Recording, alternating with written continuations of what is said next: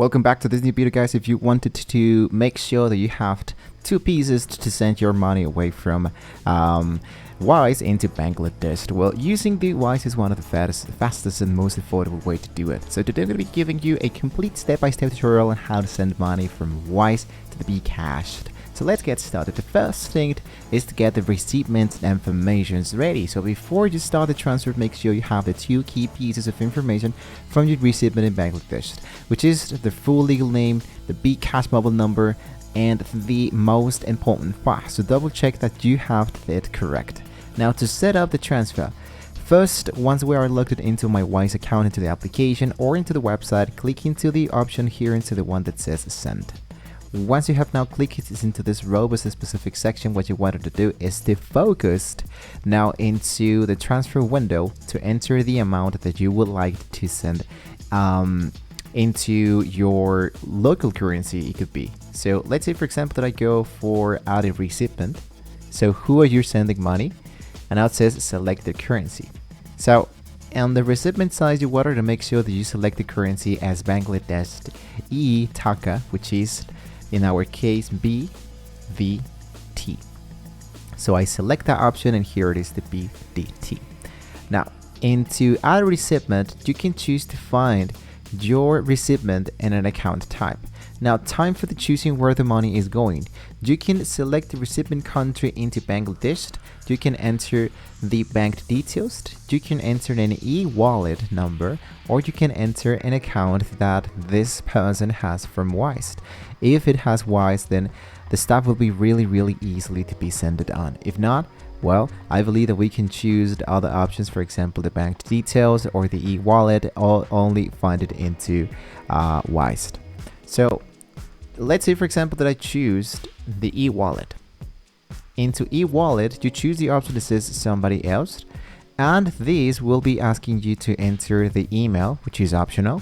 I suggest you, strongly recommend you to add the actual email of your client. If this other person does not have an email, then you can choose your own as a secondary email just to receive, let's say, all the information, the recipient information and all of that. So let's say this is just third-party at gmail.com, something like that. Then the full name of the account holder. In the wallet provider, in my case, I want to be choosing the Bkash. Once you choose that information, it's going to be asking you to enter the recipient's e-wallet number. So this could be up to, I believe, 14 notes.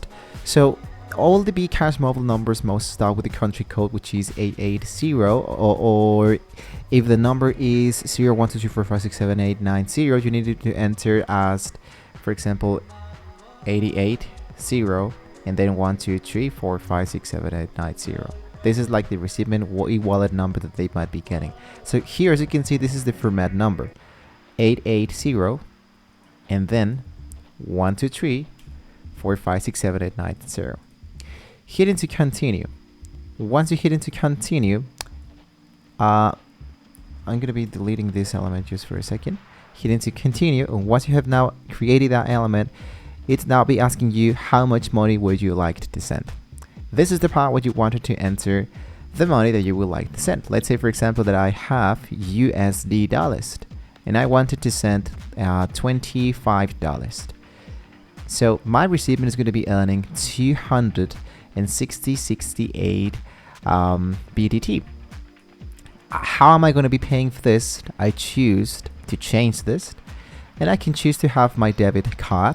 I can choose to pay with a connected bank account that I already have done this process. If you don't know how to connect your bank account, we have an actual tutorial of this specific situation. You can choose a once transfer, an international wire, or even a credit card.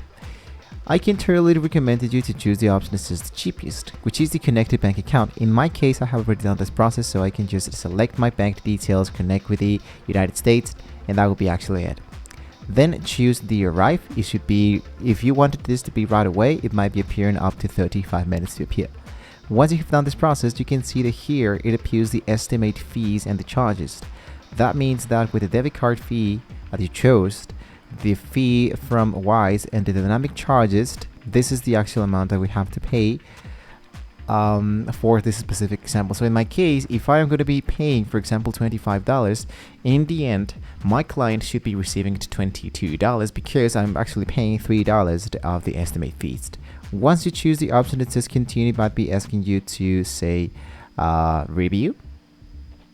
So we have the wallet provider, the full name of the account, the currency, the recipient, and you can enter the recipient address from yourself. From this one, for example, where does this one is located, the city, the recipient address, and the postal code. I can totally recommend you to add really to be descriptive, and if you're, let's say, the other person who's receiving that money has an ID, this ID has this recipient address, you wanted to just copy and paste that information in here. Then choose the option that says pay and you are good to go. Once you finish with this process, what you wanted to do is to check out directly into your transactions, which is the actual element that you have been sent it on. It might be appearing something like this, so you can check out that your money has not been appearing so far, though, and you are good to go. So that's how you send money from Wise to the Bkash. Fast, secure, and transparent. If this video helped you, be sure to hit the like button, subscribe to TechExpress for more tech tutorials and tips, and I'll see you guys in the next video.